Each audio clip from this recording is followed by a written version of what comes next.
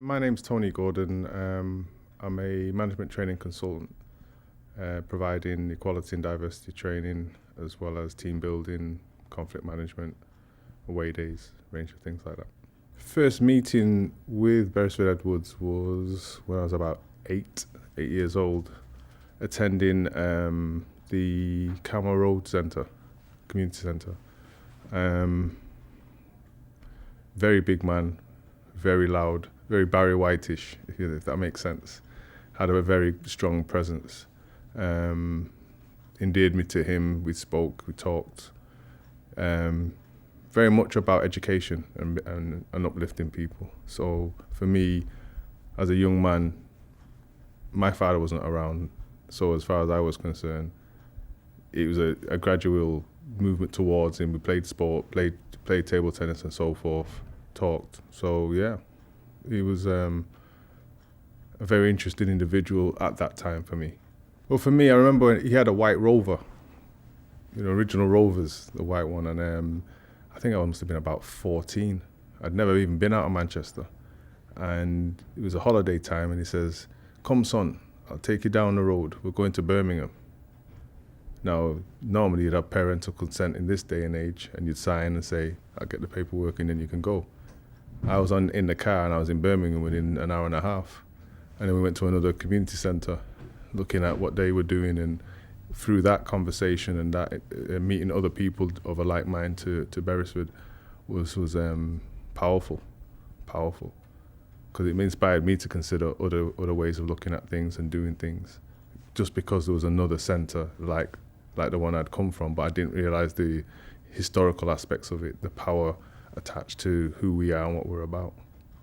So it was, for me, it was, I never travelled, first of all. Didn't know if I was going to be left there. I didn't know I was getting back home, but it was good in the sense that I took that trust in him and he took me to another level, whether I realised it or not. And I got back home safely and the life carried on. I think for me, I can only speak on my behalf, but for me it was all about his action, his representation, his leadership. And as a consequence of all of that, I took on facets of that because I could see somebody doing it. So I too believed that I could do that. So for me, every person he connected me with was a positive role model, as well as himself, as well as his wife, and anybody else that was connected to him.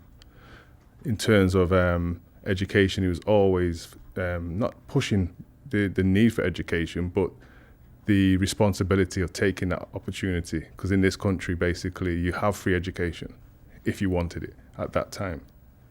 So to deny yourself of that free opportunity didn't make sense if you wanted to be somebody and you wanted to carry yourself.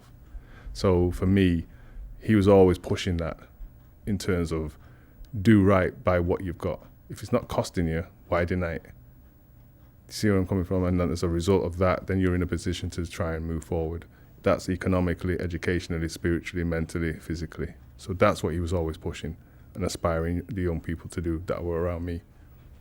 And at least wake up and try and be the best you can. I would probably say the riots were one of the key aspects.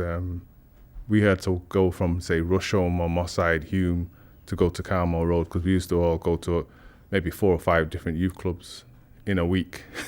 So we'd go to Burley one day where it was firing or it was good, and then move to Moss Side Youth Club. From there we'd go to Longside Youth Club, and then we'd be at Carmoor Road while the riots were on. People still moving, but the sus laws were a major thing.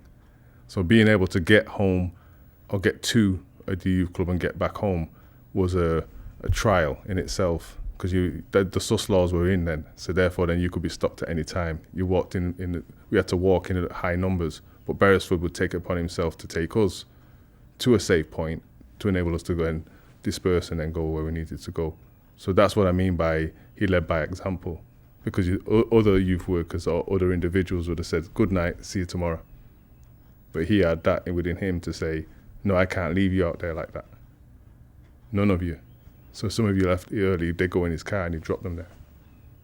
So he went the extra mile. For me, massive legacy. He created a library. He brought international speakers to Carmoor Road. He was an icon in his own right, but you would not necessarily see that in terms of ego or his personality. He treated everybody not the same, but he gave them what he had and what was available to him. I know for a fact he didn't suffer fools gladly. So in his own right, if you came correct and you came principled, he would deal with you in the same way. If you were talking what he would call foolishness, then he would deal with you foolishly. And more fool catch wise, so he would be in a position to say to you, look, I don't need this right now, so you need to leave. So for me, I like the way he went about his business and the way he did and represented. I can't speak for anyone else, but that's how I feel. You know, on top of that, you know, there are other aspects to him which he had, you know, with no funding or little or no funding, he took Carmoor Road to another level. You know, the politics attached to him creating an environment for African and African Caribbean communities to have some kind of foothold in the Longsight or Manchester area. He, plus his wife and his family, took huge risks in order to maintain that for others to benefit. So in terms of his legacy, Carmoor Road is still functioning. He was involved in many different causes. He stood up where no one else would stand up in the 60s and 50s on behalf of his community, at the expense of a little or no pension. You know, he's taken that to another level. So others like me, you, and other African Caribbean people could at least exist and walk without fear. So for me, he has a massive legacy, which I'm benefiting from, and I think my children's children will benefit from as well as others. In terms of projects and support to Beresford, again, when I spoke earlier about the energy that he created and the inspirational being he was, I came there as a young man or a young person. 6-9 months, 2 years later, I was a volunteer. Then I became a part-time worker. So my first job was at Carmoor Road, working under Berry on Nana Bonsu. So I can only speak so highly of him because I could go on and on and on. So I've actually worked alongside him. I was a recipient of his experience as a youth worker and as the person running the warden for Carmoor Road. I then became a part-time youth worker, working maybe 20 hours when I was about 16, 17. So he allowed me to be the best I could be with what little opportunities were available. And I was able to take those opportunities because I could see that I could be the best I could be under his guidance. We worked on, summer play schemes, Easter play schemes, bank holiday. When schools were off, we did all that kind of work together as a team and work with others through that. Also, when he passed away, we had no funds. I felt we had to mark at least his first year in the right and proper way. We went to, I went to all the local businesses, caterers, asked for their support. They all provided food. We had the sound system from Megatone and people like that. We had artists perform.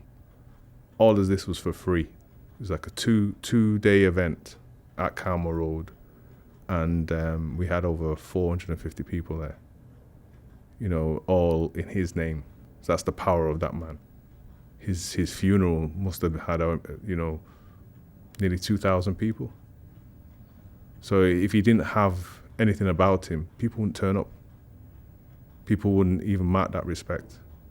So it's just to make you, I'm just giving you a snapshot of his aura and his power, even when he was alive and also when he wasn't here physically. He still has that resonance. They call him one of the top 100 Africans in the country, so powerful. The only difference is his story has not been told. In terms of his steadfastness, I should say, there was a period when the building had problems with the city council and they were building student accommodation around the building. Basically, they wanted to take the building over, which Berry was not having in any shape or form. And he rallied support from the local community, the young people, to basically boycott the council. So we're not taking any money from the council, we're not kowtowing to the council, and as a consequence, we will fight them tooth and nail. Which he successfully did, because Carmoor Road is still functioning. And they were trying to use bylaws and situations to either close the building or stop the license from functioning till 3 o'clock, 2 o'clock, because there's noise abatement. So therefore, because they built the new properties there, all of a sudden now there's a noise abatement problem, which wasn't there before because there was no buildings there before. So he was able to argue those things out and create a better environment for people to at least function and the community to at least have something where we could go and be. So for me, his ability to rally people around and move forward.